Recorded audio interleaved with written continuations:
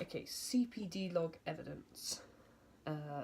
So today I'm going to talk a little bit about Angels in America, which is a play written by Tony Kushner, and it's basically about so it's set in the 1980s during the AIDS epidemic in America, in Brooklyn, America, and the play follows a sort of range of different characters that are actually somehow linked, and they're linked by the subject of relationships and homosexual relationships, and drugs and illnesses.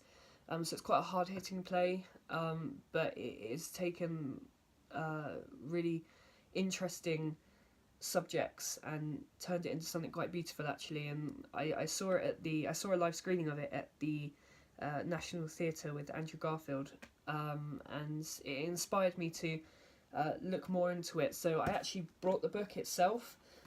It's an amazing play. I've read it a couple of times now because there's a couple of things I missed and a couple of things I didn't really understand. So I had to go back and sort of really take in what Tony Kushner wanted to portray for this play.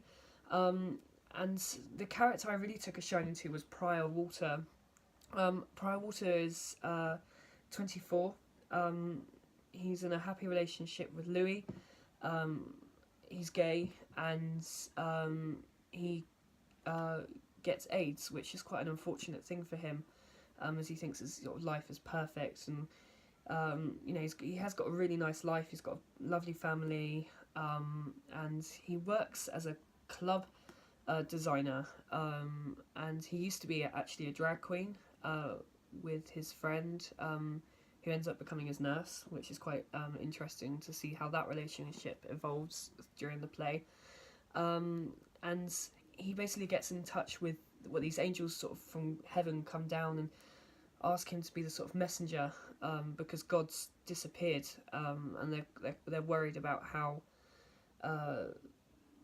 their religion's being taken at the moment. And it's just a really interesting read to look into different subjects. So yeah, as I was saying about the monologue, so I took a shining to Prior Walter. He's a really interesting character. He's got quite a lot of mystery about him, which is really quite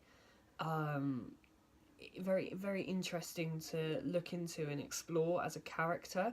Now, the monologue that I've chosen to do, because I will be performing it for drama school auditions, and it's quite a hard hitting monologue. The monologue basically talks about him. He's talking to the angels in heaven and how he should sort of go back to heaven, to earth now, because that's where he belongs. He feels like he can't go anywhere else. He's got nothing to give anymore. Because during the play he has all these visions, and he's quite frightened by it at first, but then he knows he has to accept it and travel to heaven, which is really quite a horrible thing for him, because he's quite fearful of the unknown. As a character, he's actually quite grounded, and he knows what he needs to do as a character, as a person, and his intent is quite. It's not impossible to miss, but sometimes you can't really find things that you would see on stage. So the actor really has to work hard to get the audience to understand that he's quite a mysterious character. So so that's sort of the main aspect of the monologue that I've chosen. Now, before I even do any sort of deconstruction work or any sort of character development, I just want to get down the lines. But before I even get down the lines, I really want to focus on the American accent, because I think that's quite a big thing. Obviously, the playwright Tony Kushner has written it as an American character, so obviously I'm going to have to portray that American accent. Now, it's in sort of Brooklyn, New York accent.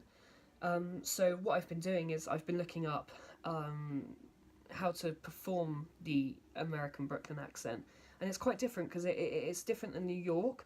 New York's got a really sort of big edge to it, where the Brooklyn New York accent is quite a lot different. It takes that sort of Italian twanginess, but it's got a grounded foundation to it that you can still hear the New York in it, where the New York is just really out there, but the Brooklyn's still got that Italian edge. So I've been looking at different ways of doing it, and one way that I found works for me is that if I sort of hold up the top lip here, and then you got to really kind of push it out with the nasal, with the sort of nose area as well, and also if you kind of like that with the lips, that really helps. So I'll just read a bit in my character, just to sort of show you where I'm at now, because obviously it's a CPD log, so obviously it needs to show progression, and I don't feel that my American accent is 100% at this moment in time. So I just want to show you how I am now, so then I can actually evaluate how far I've come sort of in a couple of weeks. So, be still, bless me anyway. I want more life. I can't help myself, I do. I've lived through such terrible times, and there are people who have lived through much, much worse, but you see them living anyway. It's in that kind of like much. It's got that kind of like Chicago kind of accent to it, but you can still hear that kind of really grounded foundation American accent, which is really it's kind of hard to get your head around. But I think I obviously I'm gonna develop it, and I want to work more on it, because I don't feel I've got it 100% yet. But I'm definitely going to look at it and definitely work on it. But once I've got the accent, I'm going to learn lines. And once I've learnt the lines, I'm definitely going to do in-depth character work. I sort of already know what I want to do with it, because obviously I've seen it, but I want to sort of give it my own twist on it as well. But yeah, so I'm just going to sort of learn the lines first, get that American accent, and then go into the main sort of aspect of the characterization. Yeah. CPD log number 2. So today in my CPD log, I'm going to talk about two things. I'm going to talk about sort of character development on Angels in America, and also I'm going to talk a little bit about Marat Sard, which is a new production that I'm going to be in. So first of all, I'm going to talk about a little bit about Angels in America. Now, on my last log, I talked about maybe looking into the American accent a little bit more. And I also really want to understand Prior Walter as a character more. So what I've actually done is I've before I even chose the monologue, I read the script quite a lot, and so I've read it 3 more times and just really focused on Prior Walter and who he is as a character, and how he develops through the production.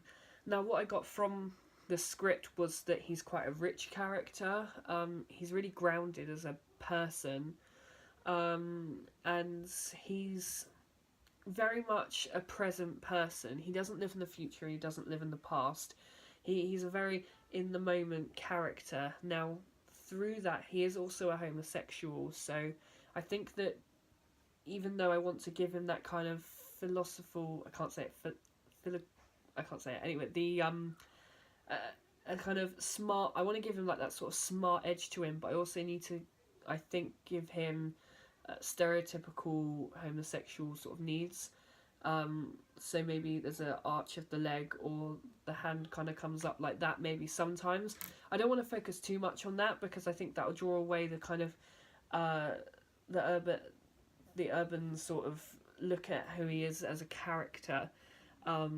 I don't want to focus too much on the homosexual side of it. I want to focus on how the foundations of his character, really. In my monologue, he talks a lot about leaving heaven, and through who he is as a character, he's not very religious, until he sort of has these visions from these different angels that come to him, and he talks about leaving heaven, and it's quite difficult to read, because where he's very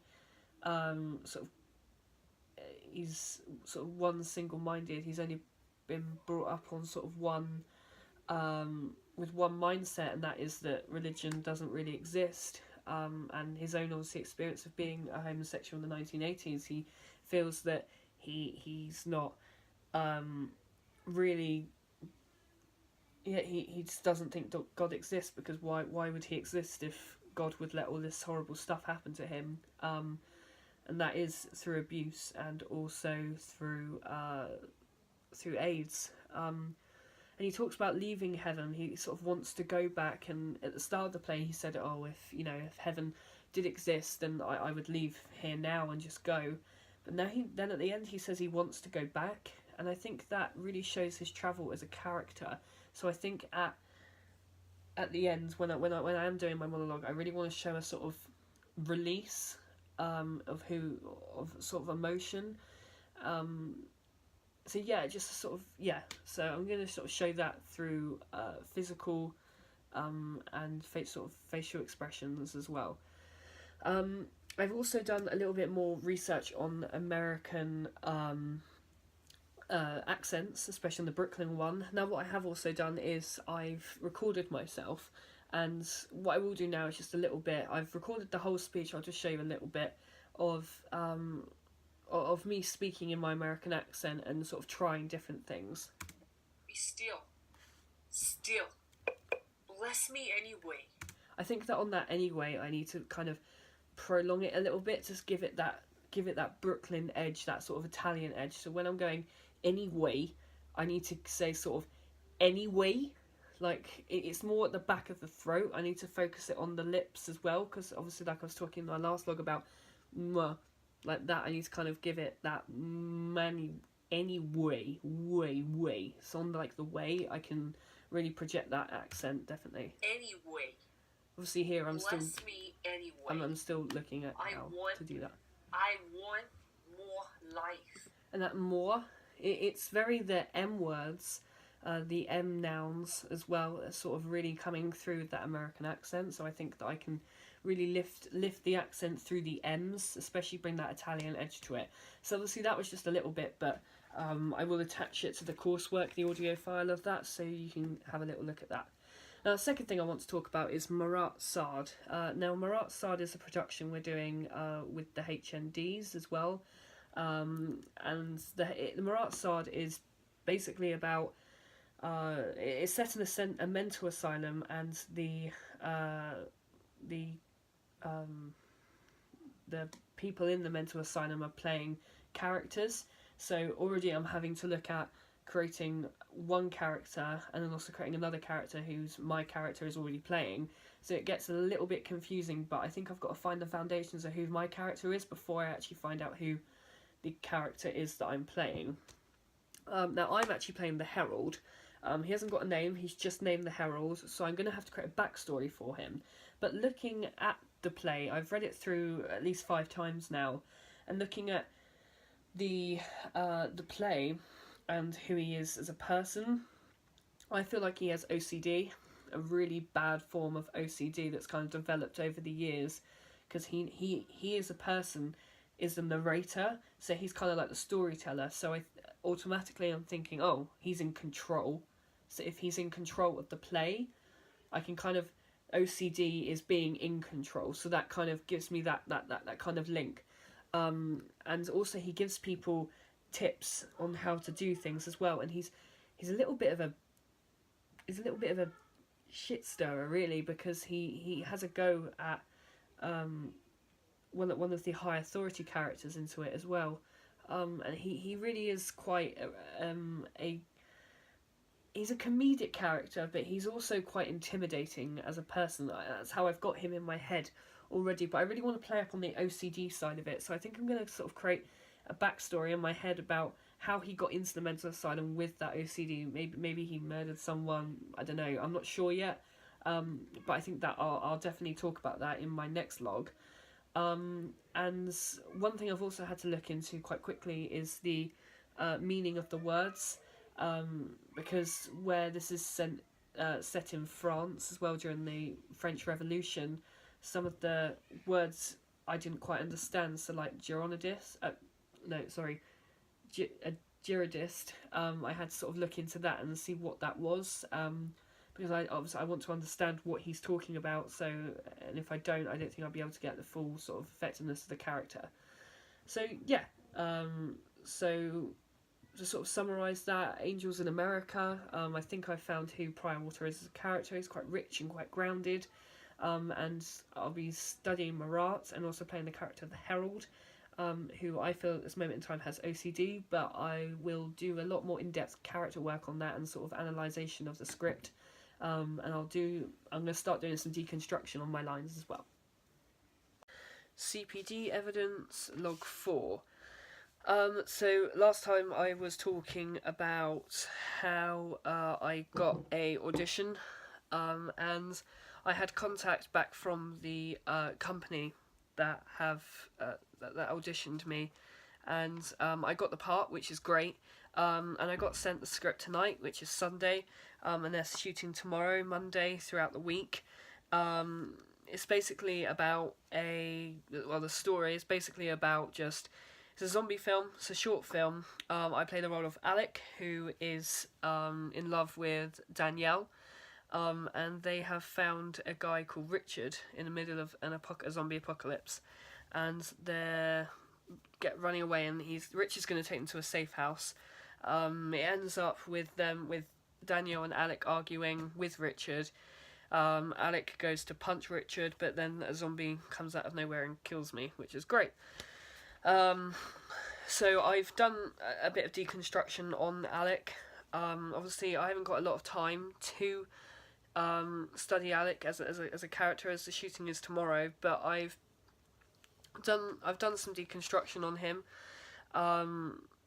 He's really British. He's a bit of a chav. He's fiery. He doesn't really. He's not grounded as a person. He's really confused by the whole zombie apocalypse situation, and he's basically just really, really agitated throughout the whole thing. He's not really the protagonist. It's more Danielle and Richard, but he definitely adds an element of aggression into the into the story, which is a good part to play, because I've actually never played a sort of nitty gritty part before, so it'll be interesting to see how I am with the with the shouting side of things and the aggression part. So that'll be good, and I think will also come in handy as the stage combat that I've been taught, especially hand to hand as well, where there's punching involved. I think obviously tomorrow I will do a short video log on how I thought it went. I'll see if I can do one during as well, so I can sort of talk about my progress during as well, which would be cool. So yeah. CPD log, evidence. I've just come back from my first day of shooting. It's about 11:30 at night. I've just done about a 6-hour shoot. The rest of the week I will be doing the rest of the shoot for the week. So we shot the first scene today, and it was actually in the New Forest, which is a big open land, just a big forest really. And because it's nearing the winter, it did get a lot darker a lot quicker, so it was hard to concentrate on different things when it's really dark out there. We only had sort of a couple of lights for the filming, so that was quite difficult. The first thing I had to do was run, sort of sprint really, past the camera quite a lot of times. I did find it quite difficult, because I do long distance running sometimes, just to keep my sort of health up, and that kind of thing, but I found it quite difficult because it was in the dark and you couldn't really see what you were doing, but I had to sort of focus and stay in character, and I did actually I got a change of character. I went from Alec, who I originally was going to be played, to Richard, because the director thought that it would just be better just to put it through that way.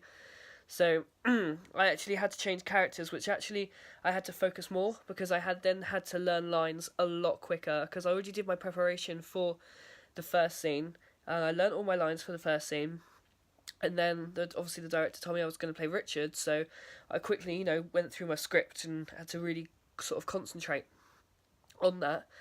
I found it hard to get into character sometimes, because I actually haven't got that much experience with filming, but I feel like by the end of this week I will.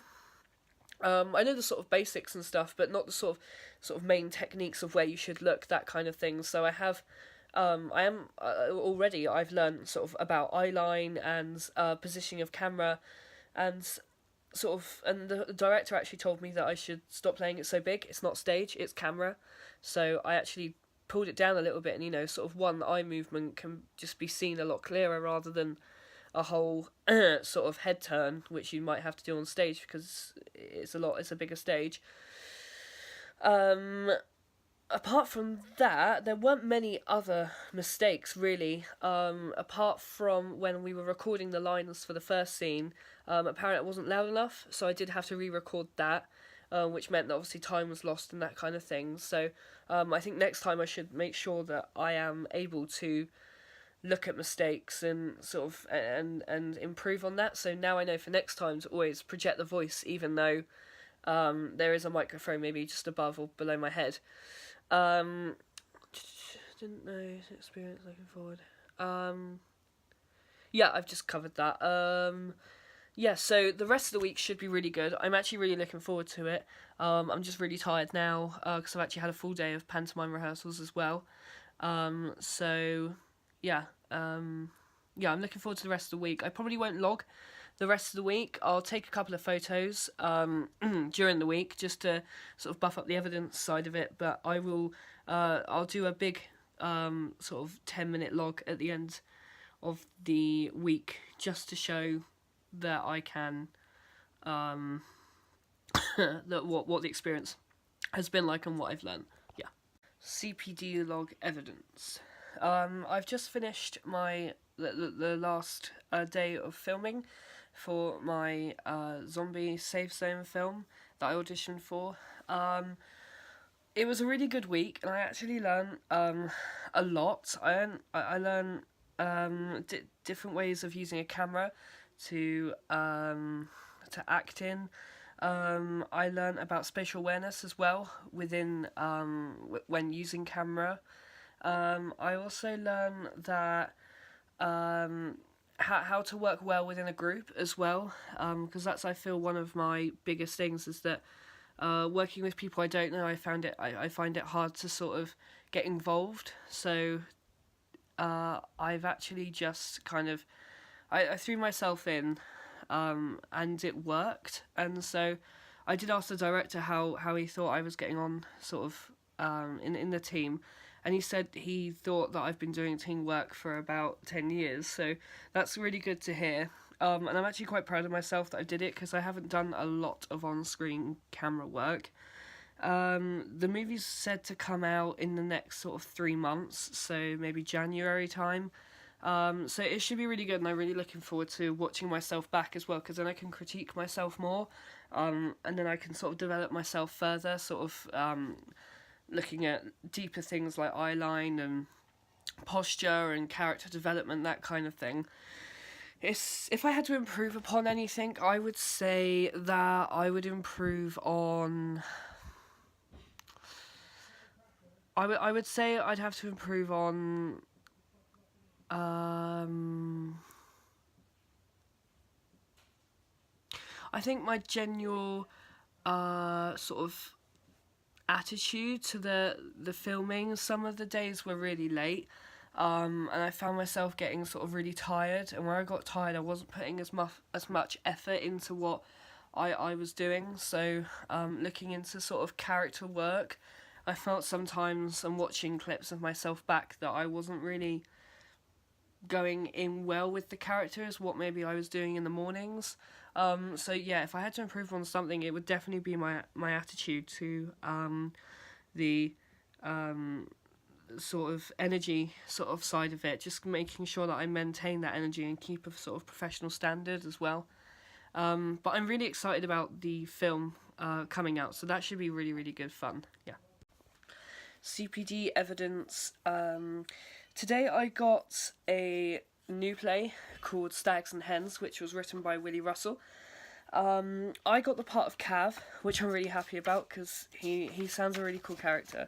It's set in the 1970s in Liverpool, so I've got to do a lot of research on, well, before I even think about character and even about the play, I really want to do a load of research on Liverpool at the times, going into sort of politics, looking at sort of costume wear. It is set in a nightclub, in the toilets of a nightclub, so I may need to look at things like what was the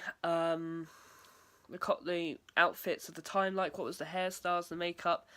I may also want to look into the music of the time as well, because I think that might be able to get me a feel of sort of how they would dance, and maybe little things I can use, little quirky things I can use maybe in the actual production. So looking at also accent as well. Obviously I did my Angels in America, which went really well because I developed the accent. It is a Liverpool accent, so I'm going to have to do a lot of research on that.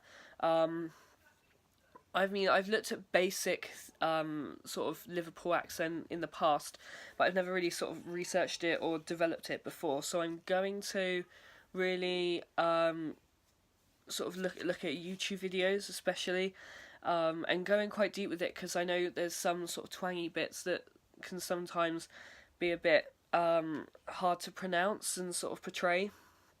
So I'm going to do that with that. So Cav, I would say is about 22, 24, just from first reading it. He's about 22, 24. He's a nice character. He's got the best sort of intentions, I think, of the boys group, and he really takes in people's feelings.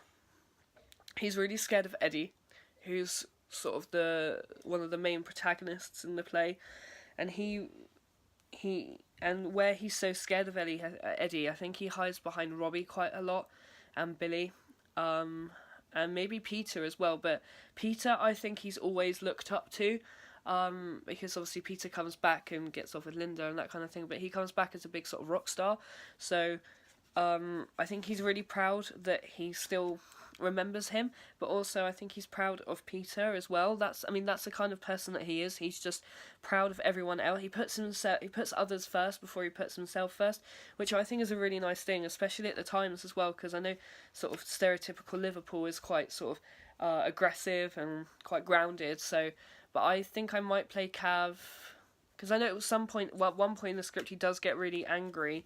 So I still want him to have that kind of fire and that kind of sort of energy to him, but I'm going to make sure that he does that. He has sort of a 80% more softer side to him as well, which I think will really bring out the difference in characters as well, because I think everyone else might play them quite sort of not the same, but I definitely think they're going to have it. It's going to be hard to sort of differentiate characters, which will help, I think, my character definitely bring out the sort of side of the group as well.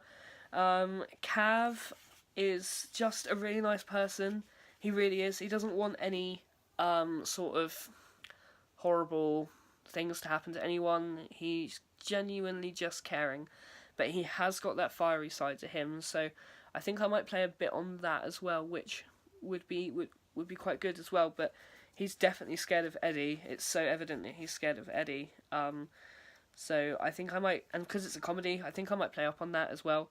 There was a couple of things we were just reading through that just came out that sort of, there's a line in here that says, he'll be alright, Eddie, but I sort of played it like, sort of, there was a pause between, and I just kind of stepped forward and said it would be alright, so, and that got a little laugh, so I think I might use that and actually build on that, and I quite like that. So I think I have to experiment with him a lot as well, because I'm used to playing sort of big over-the-top characters, really, especially in comedy, and so I think I'm going to have to pull it back, but I still want to find that sort of edge and that the outburst of comedy, but then really quickly draw that back in, because it's not as big as Panto, and you can't really get away with it being too big. It is set in the 1970s, so it was, it's not make-believe, it's not fantasy, it is real life. But yeah, I'm really excited about doing this play. I think it'll be really fun to do, and I'm going to record some rehearsals as well, which should be really good. CPD log evidence. I'm just on my way to go to the audition for the filming of Safe Zone, which is a zombie film that I applied for. They haven't actually asked me to prepare anything in particular. So I'm thinking that's probably going to be a sight reading challenge, most probably. I've packed my CV as well, and I've packed a lot of them as well. I've packed a water as well, just in case. I feel prepared and ready to go. I've done my vocal warm-up and my physical warm-up as well, so I feel like I'm ready to go. So yeah, it should be good, and I will do a I'll do a log afterwards just to see how I feel it went. CPD log evidence. So I've just come out of the audition, and I felt it went really well. I gave it the best I could. So I first went in there and I met the director and the producer, and they were really nice. I handed them my CV, and they took a couple just for their kind of evidence, I guess. And then they made me stand in front of a camera and state my name, my age, who I'm going for as well. It was really professional as well. I felt that they gave me a lot of professionalism towards what I was trying to go for as well, because I was trying to be as professional as I could be, and they were trying to be as professional as they could be. So together I think it worked quite well. And then they actually, as I presumed, I think they made me do some cold reading. So I read it through once, really quickly, sort of scan read. I looked at the character of Richard and Alec. Obviously Alec's the person I'm going for, but I thought Richard was quite a cool character as well to play. But I think the best sort of thing for me would be Richard. Yeah, so I did the cold reading. I thought that went really well. I misread one word, which they told me at the end. But that was fine. I couldn't record any evidence in there because I think if I asked them to, I think they would have thought that was a little bit weird, so I didn't instead. But I have asked them to try and send me the video log of my rehearsal, so that I could try and get that as part of my CPD log. They gave me some constructive feedback as well. They said they liked the way I've approached them. They said I gave off a really good professional vibe as well, which I'm really quite happy about, because I felt that I maybe was a bit too serious, but they said they actually quite liked that, especially for the role as well. They thought that worked. They said, I asked them actually, I said, is there anything I could improve on in my next audition? And they said, you might want to look at maybe moving around more. Obviously, because I haven't got that much on-camera experience, I didn't really know whether to move or not. So instead, I did just kind of stand there in front of the character and did this little head turns and things. But I wasn't too sure if they wanted me to actually move around. And the piece that I was given was actually running away from a zombie. So I didn't move around that much, even though I should have done. But again, I guess that's the sort of thing of a cold read, I guess. But I'm really happy with how it went. They said they'd let me know if I get the part within the next 48 hours. So I'll look at then and I'll see if I can do it. But I'm really happy that I went for that audition. And yeah, I'm just gotta wait now for the part if I get it. CPD log evidence. So today I've started to rehearse Stags and Hens. We've done a full run through of the production. We've done a couple of past rehearsals, just little ones, just sort of walkthroughs.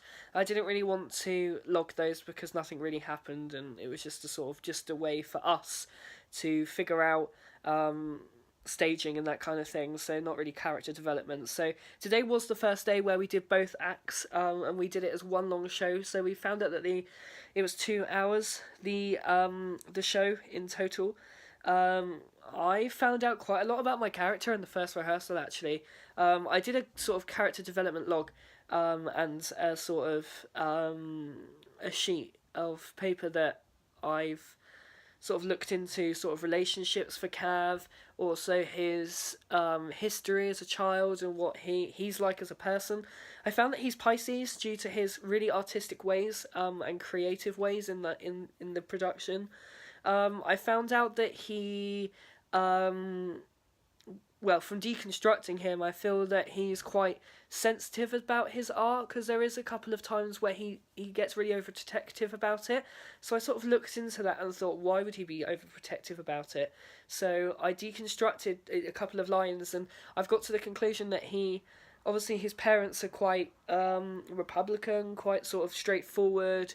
So I found that he really enjoyed colouring and that kind of thing when he was young, and his mum really did sort of encourage that as well. But his dad, at the time, where if you didn't sort of follow the mainstream kind of way of being a sort of sheep in a way, you were seen as different, and so his dad didn't want that for Cav. So I think he probably has some quite traumatic events. I'm not really sure what they are yet, but I don't think they're anything too bad. But maybe a couple of beating sessions, maybe from where he was quite young, because his dad sort of found drawings and stuff, and so he's carried it on, which I think he actually uses as a sort of form to release sort of his anger and stuff, because he's not a horrible character. He's really caring. He always puts others before himself, which I find is quite a nice thing as well. And I've tried to actually do that before me as a person. So to use a character to do that for yourself as well is quite interesting. The whole production by itself, though, is really interesting. It's starting to shape the Liverpool accent. Actually, I've had a look at a lot of dialect videos, and I've sort of gone through the alphabet as well, like A and A, and sort of it's sort of tweaking it and sort of and because it is up north, you do go up with it because it obviously that's how I'm thinking that it is up north. So if it's up north, then I need to go up with my diet with my tone of voice. So if I go. If I'm saying, hello, how are you this morning, in a Liverpool accent, I go, hello, how are you this morning? So at the end, you always go, like, up, at the up of everything. There are a couple of words that I'm finding quite hard, so I'm going to have a look at those and definitely practice those. One of the things I've also found as well, that in the Liverpool accent, the K isn't pronounced K, it's sort of a k, like that, sort of a k at the back of your throat. So every time they do say, duck, maybe they'd say duck like that, like duck, like duck.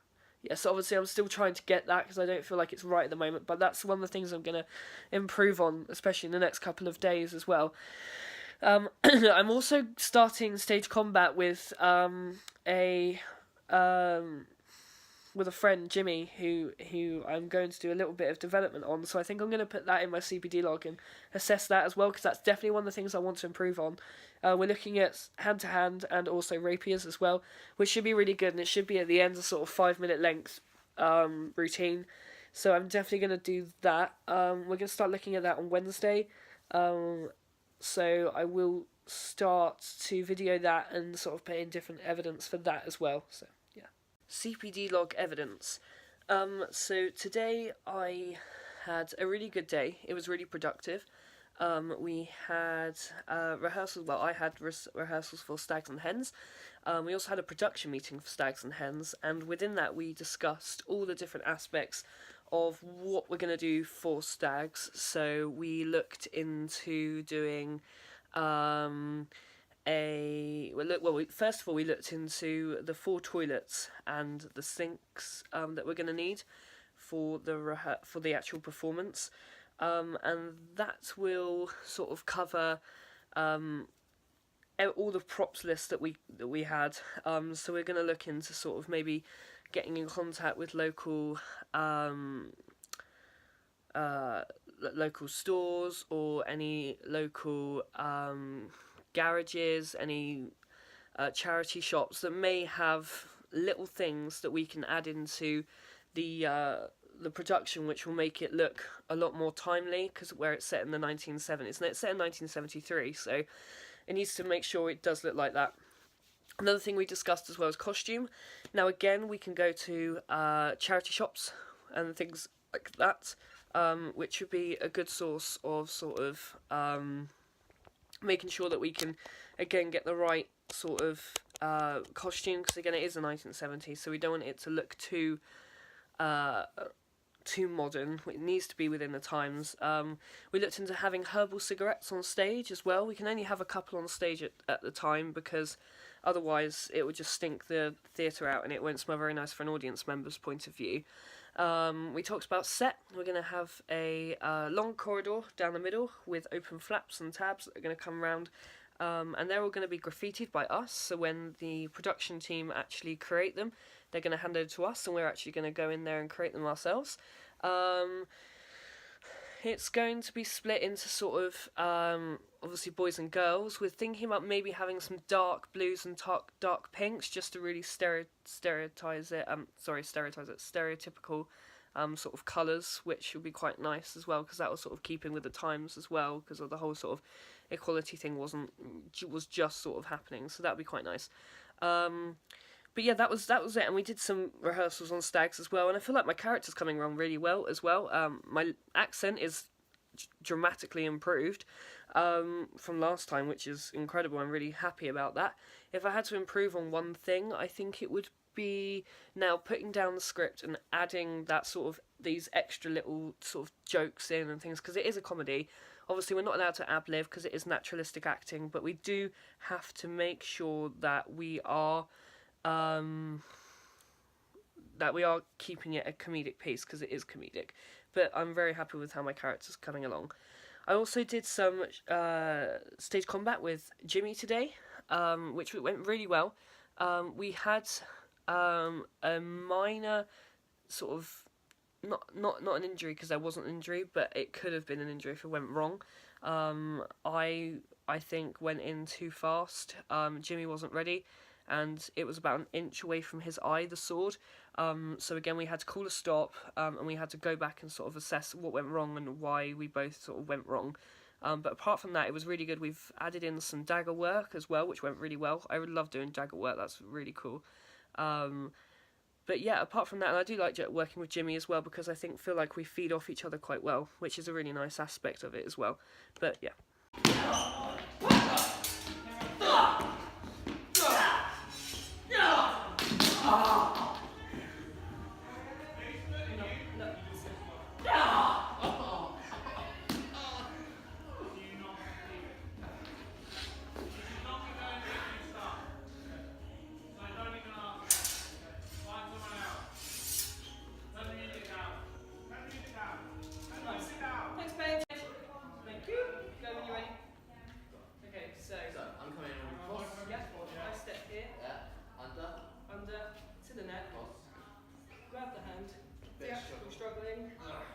And then I smack here, there, you're on the floor, I'll go to you, I'll go across the ground, and that's it, there, and a flick, he comes up with a punch, take the sword, wait for the beat, lower the sword, and finish.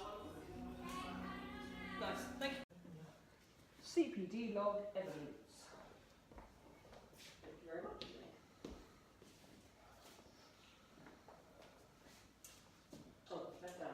Down, flat. Flat bit. Left. Ready? Up.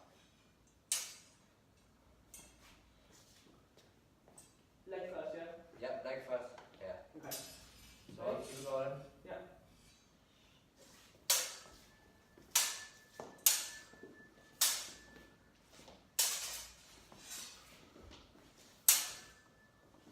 Yep. Down. Head. That's it. So you can see that blade straight up. Push down. That's it. Right, then this mark, this goes up, Up. in the air, yeah? And there. Right. And slight hesitation sort of thing. And then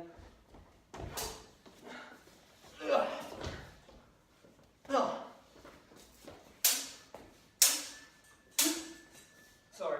Bring down. Down. Round. No. Do your lunge. Right, can we just go back? Can we go back from the disarming to the disarming? Yeah. So I'll just disarm you. Disarm. Yeah. Grab. There. Push down. And lunge. There. I'm going to be there, so I messed that Yeah, up. that's right. Up. Spin. There. There.